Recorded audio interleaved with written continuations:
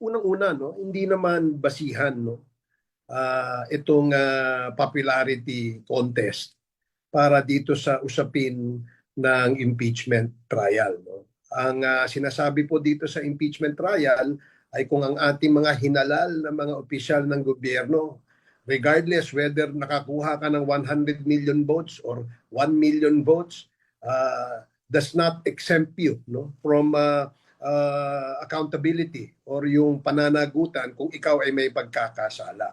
Kaya natin ginagawa ito para ipakita, no, kung karapat dapat pa ba na manatili sa pwesto ang ating pangalawang pangulo after itong mga alegasyon na ito ay inilahad, no, dito sa isang trial na sinasabi nating impeachment trial. So again, the popularity will not in any way, no, affect nor influence nor perhaps what we call this, makasira, no, dito sa pagpapatuloy nitong paglilitis na ito, no. Again, kailangan nakatutok tayo dito sa ebidensya, yung ating panawagan na maging impartial ang ating mga hukom, nang sa ganon ay ang kanilang basihan, hindi lamang yung kanilang affiliation with a political party or yung kanilang basihan pagdesisyon ay yung popularity nung respondent, kundi dapat tingnan mabuti, timbangin mabuti, usisain mabuti at natural, no, na kapag dumating sa punto na sila ay magdedesisyon, ang ebidensya ang kanilang gagawing basihan. Hindi po yung ibang bagay na walang kinalaman sa ebidensya. Mahirap gawin itong trial na ito dahil ito ay political, divisive at isang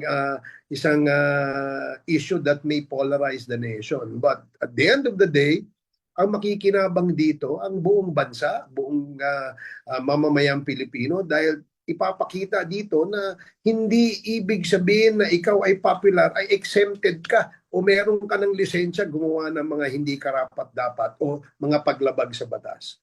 Remember, itong ating trial dito ay walang kulong, no? Kundi itong trial na ito ay pagtatanggal lamang sa pwesto ng mga taong inihalal ng ating taong bayan kung sila ay may pagkakasala o merong ginawang paglabag sa ating mga batas.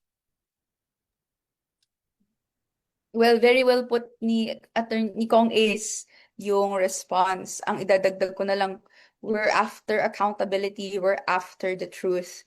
Popularity does not factor in doon sa paghanap natin ng sa dulo nito, hustisya sa mamamayan, kung nalaman natin at matatakan na meron nga pong pondo ng bayan na hindi tama ang paggasta. Kung nalaman natin na may paglaki ng yaman na hindi naaayon doon sa nireport sa SALN, kung meron pong pagbabanta at panunuhol na labag po sa batas at sa konstitusyon. Andito naman tayo dahil minimeasure natin yung fitness to rule ng isang opisyal dahil po may maraming gawain siyang ginawa na tinimbang bilang impeachable offenses.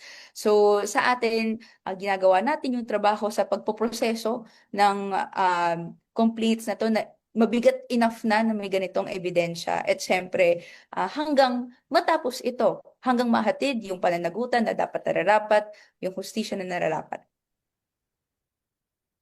And just quickly also, no, I think we can't overemphasize our position here, no, na hindi ang kasikatan, ang popularidad, hindi kailanman dapat maging lisensya ito, no, para matakasan ang accountability, no. With this, no, kung ang mga opinion ng mga kababayan natin, tulad ng lagi din namin sinasabi, naniniwala kami mas dapat na kung alamin natin ang opinion nila pagkatapos ng maglatag ng ebidensya ng prosecution, and to be fair, ang depensa din kung meron, no?